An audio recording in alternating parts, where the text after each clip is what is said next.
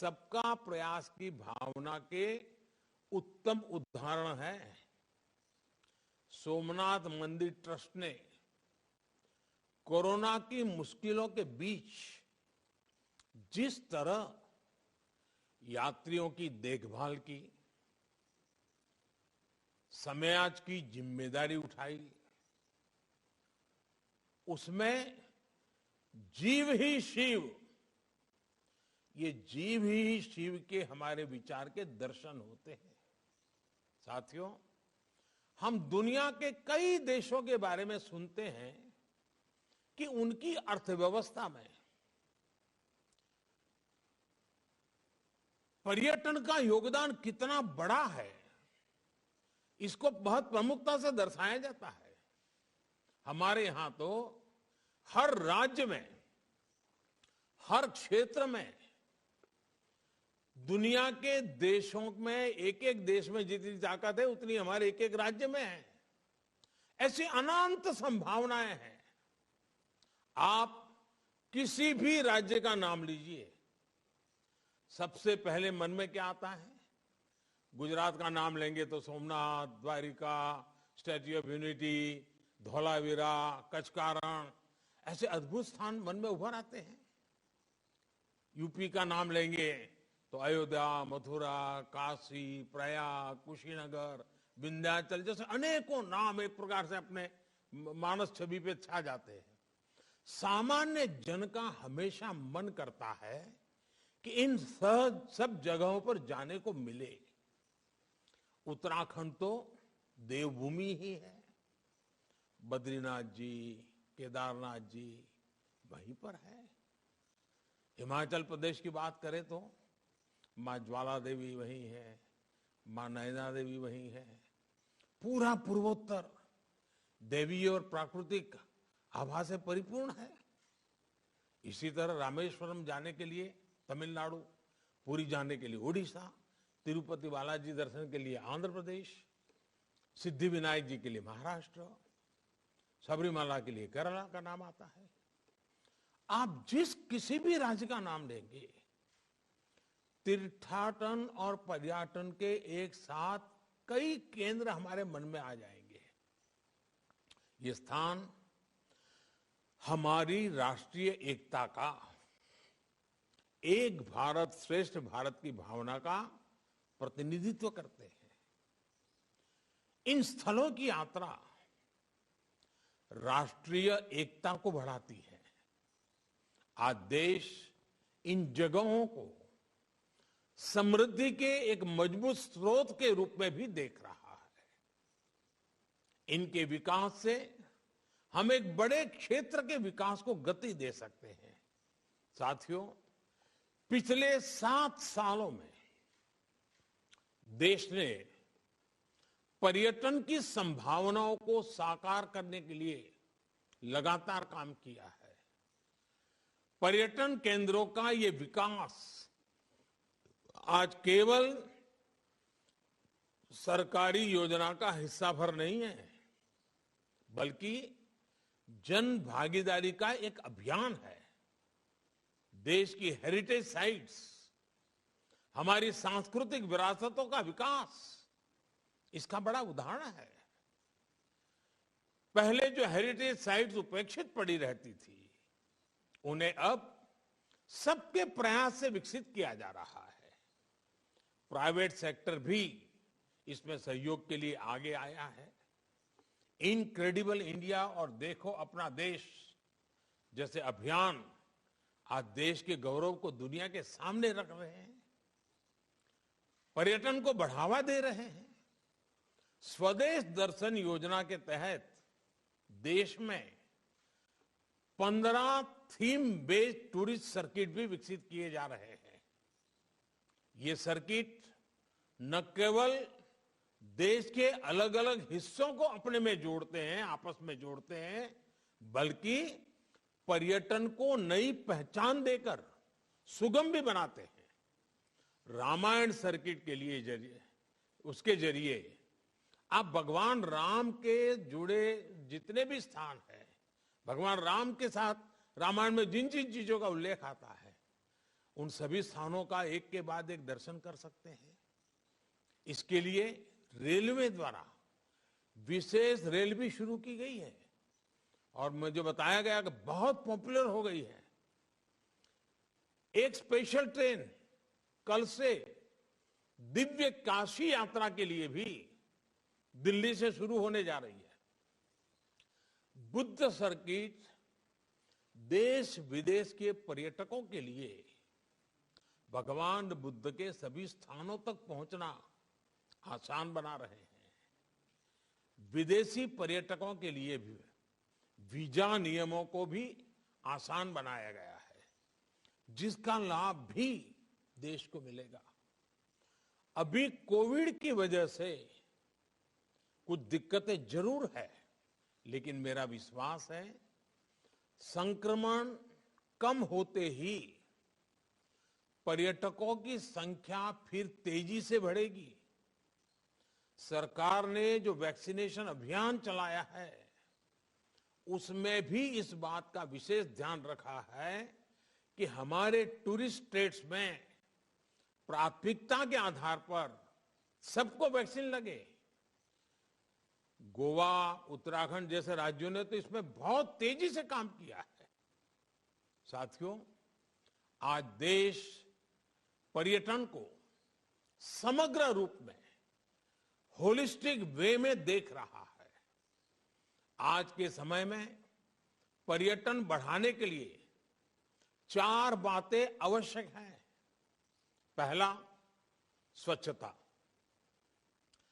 पहले हमारे पर्यटन स्थल, पवित्र तीर्थ स्थल भी अस्वच्छ रहते थे।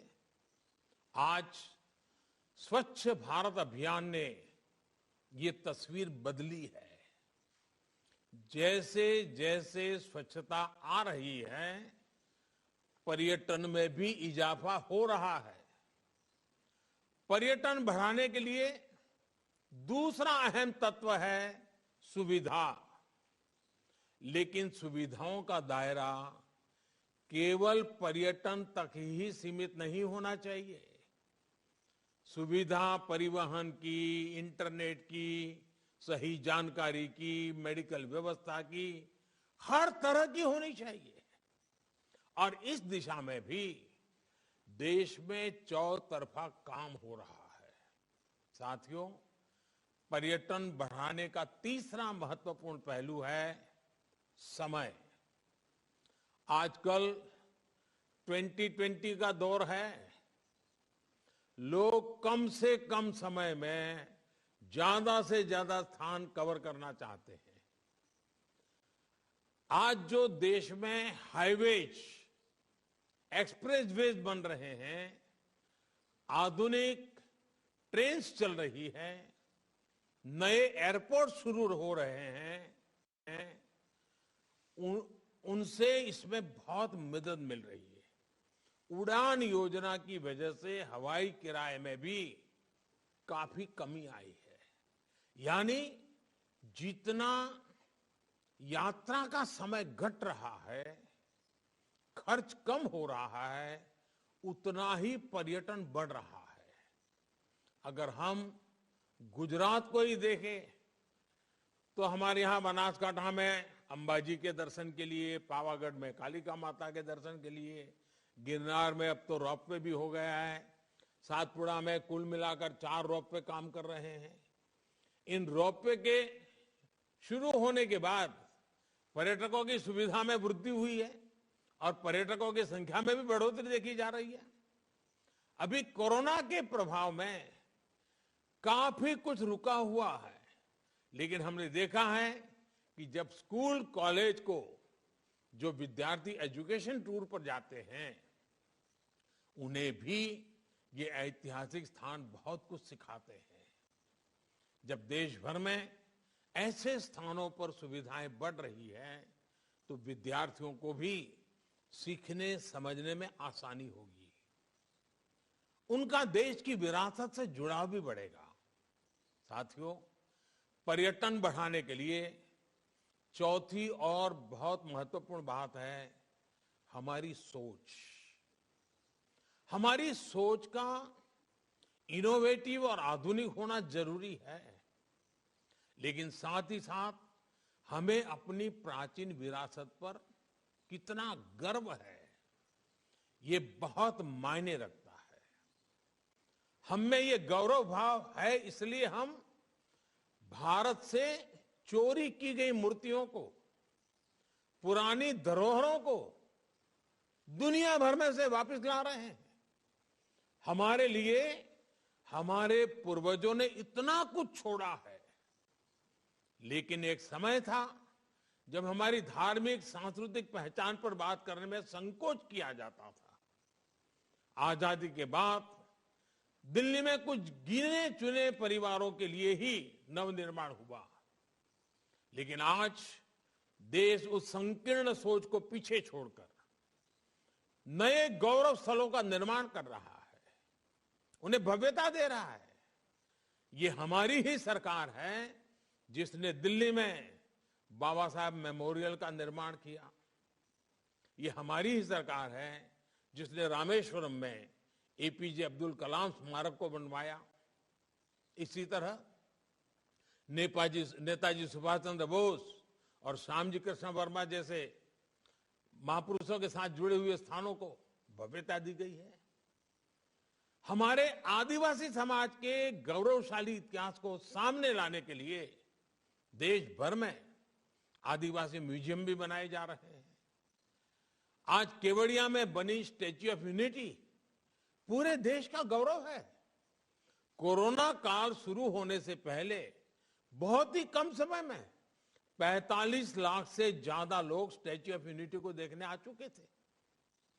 कोरोना काल के बावजूद अब तक 75 लाख से ज्यादा लोग स्टैच्यू ऑफ यूनिटी को देखने आ चुके हैं। हमारे नवनिर्मित स्थलों का ये सामर्थ्य है, ये आकर्षण है। आने वाले समय में ये प्रयास पर्यटन के साथ हमारी पहचान को भी नई ऊंचाई देंगे। और साथियों, जब मैं वोकल फॉर लोकल की बात करता हूं तो मैंने देखा है कुछ लोगों को यही लगता है कि मोदी का वोकल फॉर लोकल मतलब दिवाली के समय दिए कहां से खरीदना है। इतना सीमित अर्थ मत करना भाई।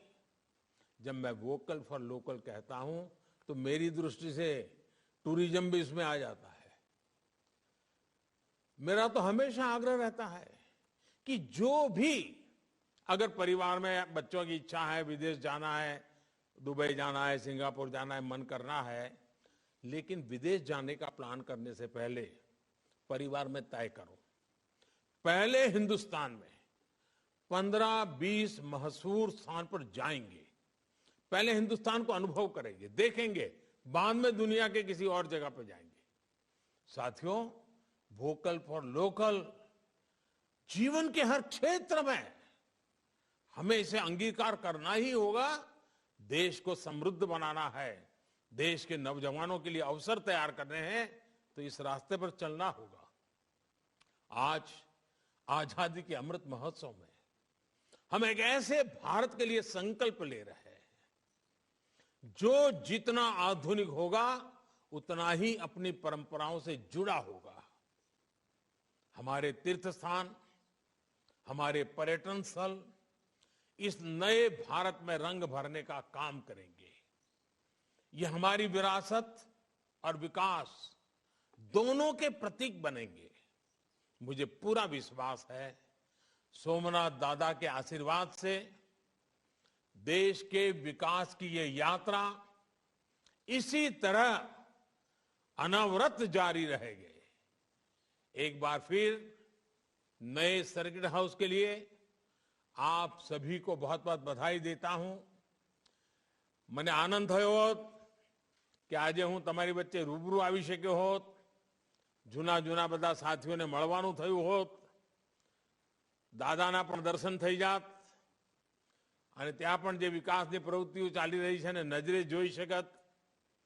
પરંતુ આપ જાણો છો સમયની પણ સીમા, સંજોગો પણ એવા અને સામે 26 જાન્યુઆરી પણ છે અને એના કારણે રૂબરૂ આવવાને બદલે વર્ચ્યુઅલી આપ સૌના પણ દર્શન કરી રહ્યો છું, દાદાના શિખરના પણ દર્શન કરવાનું સૌભાગ્ય મળ્યું છે. આપ સૌને ખૂબ ખૂબ શુભકામનાઓ. बहुत बहुत धन्यवाद. जय सोमनाथ.